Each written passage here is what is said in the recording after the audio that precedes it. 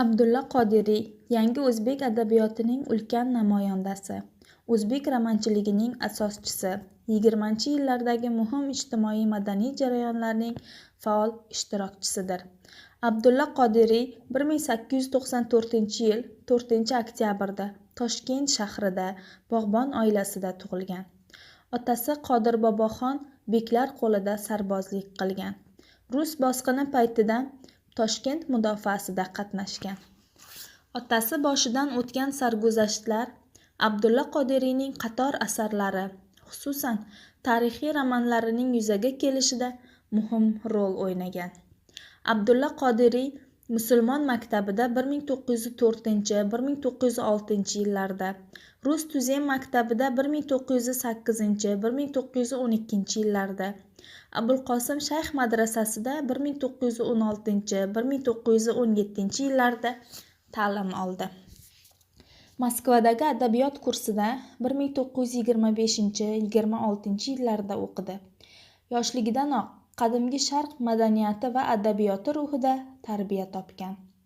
Arab, fors va rus tillarini o'rgangan. Jahon adabiyotini ixlos bilan mutolaa qilgan. Oilasi kambag'allashganligi sababli bolalikdan mustaqil mehnat qila boshlagan. Turli kasblarni egalladi. Mahalliy savdogarlarga kotiblik va gumashtalik qildi. 1917-yil oktyabr davlat to'ntarishidan so'ng Eski shahar ozuqa qo'mitasining sarkotibi, Oziq ishlari gazetasining muharriri, Kasabalar shurosining sarkotibi, Mushtum jurnalining tashkilotchilaridan va tahrir hay'ati a'zosi bo'lib faoliyat yuritdi. Abdulla Qodiriy ijodiy faoliyatining boshlanishi 1910-yillarning o'rtalariga to'g'ri keldi. Sadoi Turkiston gazetasining 1914-yil 1-aprel sonida Abdulla Qodiriy imzosi bilan yangi masjid va maktab sarlavhali xabar bosiladi. Bu bo'lajak adibning matbuotdagi dastlabki chiqishi edi. Oradan ko'p o'tmay uning To'y, Ahvolimiz, Millatimga, Fikr aylagil kabi she'rlari, Baxtsiz kuyov dramasi, Juvonboz hikoyasi chop etiladi. Abdulla Qodiriyning ijodining dastlabki namunalari bo'lgan bu asarlar millatparvarlik, ma'rifatparvarlik ruhida yozilgan bo'lib, jadidchilik g'oyalari bilan sug'orilgandir. Muallif unda xalqning zabun holatidan kuyib so'zlaydi. Millatni uyg'onishga da'vat etadi, fikrlashga chorlaydi. Abdulla Qodiriy zukko tilshunos, zabardast tarjimon sifatida ham katta ishlar qildi. U tatar fizik olimi Abdulla Shunosining fizika, Gogolning uylanish, Anton Chexovning Olchazor asarlarini o'zbekchaga tarjima qildi. Qozonda bosilgan to'la ruscha-o'zbekcha lug'atni tuzishda ishtirok etgan. Abdulla Qodiriy asarlari, ayniqsa romanlari, jahon miqyosida tez tarqaldi. O'tgan kunlar Ozarbayjon tilida 1928-yilda, Mehrobdan chayon tojik tilida 1935-yilda, Obid ketmon rus tilida 1935-yilda nashr etildi. Shundan buyon bu asarlar rus, qozoq, uyg'ur, tatar, arab, italyan, ingliz, nemis va boshqa tillarda qayta nashr etilib kelayapti. Abdulla Qodiriyning 44 yillik umri 20 yillik ijtimoiy va ijodiy faoliyat davri keskin kurashlar, ta'qib-u tahdidlar ichida o'tdi. Rostgo'y, adib sho'ro davri haqidagi badiiy asarlarida, publitsistikasida sho'ro voqeligiga xos ziddiyatlarni, siyosatdagi xato va kamchiliklarni xolis turib ko'rsatishga jazm etdi. Ammo uning bu urinishlari birin-ketin zarbaga uchray boshladi.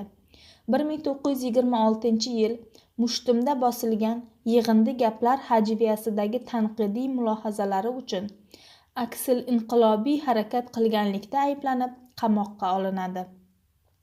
Turli bo'xtonlar bilan sudlanadi. Sudda u mardona turib o'z sha'nini himoya qiladi. Obid ketmon qissasi ham sho'ro mafkurachiligi chilariga ma'qul kelmaydi, keskin tanqidga uchraydi, ideologik buzuqliklar va xatolarga to'la, siyosiy tuturuqsiz asar sifatida baholanadi. Yozuvchining tarixiy romanlarining esa asosiy mavzusi millat taqdiri, birligi, el-yurt qayg'usi, mustaqilligi, shaxs erki, ijtimoiy adolat uchun kurash g'oyalari bilan yo'g'rilganligi tufayli ham hukmron mafkuraga zid asarlar bo'lib chiqdi. Millat ruhini yorqin aks ettirgan, xalqning, o'zga millat kitobxonlarining sevimli asarlariga aylangan bu romanlar sho'ro davri siyosati uchun zararli kitoblar sifatida bot-bot qoralandi. 30-yillar o'rtalariga kelib bu mash'um kampaniya avjiga chiqdi. G'afur G'ulom, Abdulla Qahhor, Uyg'un kabi shogirdlarining donoslari ortidan Abdulla Qodiriy 1937-yil 31-dekabr kuni hibsga olindi. 9 oylik qamoqdagi so'roq, tergov, qiynoq, xo'rlikdan so'ng Cho'lpon, Fitrat kabi maslakdoshlari bilan birga qatl etildi.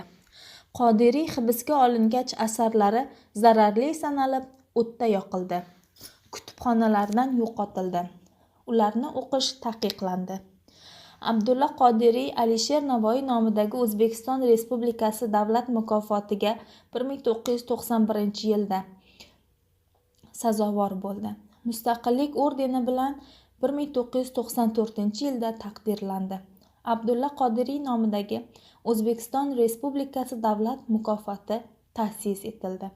Toshkent davlat madaniyat institutiga, Toshkentdagi madaniyat va istirohat bog'iga, respublikaning turli shaharlari, ko'chalariga, respublikamizdagi ko'plab madaniyat muassasalariga uning nomi berilgan. O'tgan kunlar va Mehrobdan chayon romanlari asosida kinofilmlar va ko'p seriyali telefilmlar yaratilgan. Oilalarda farzand tug'ilsa, Abdulla Qodiriy romanlari qahramonlari nomlarini qo'yish rasm bo'lgan. Eng muhimi, Abdulla Qodiriy uning hayoti, ijodi haqidagi bor haqiqatni aytish, yozish, asarlarni asl holda tahrirsiz chop etish uchun yo'l ochilgan.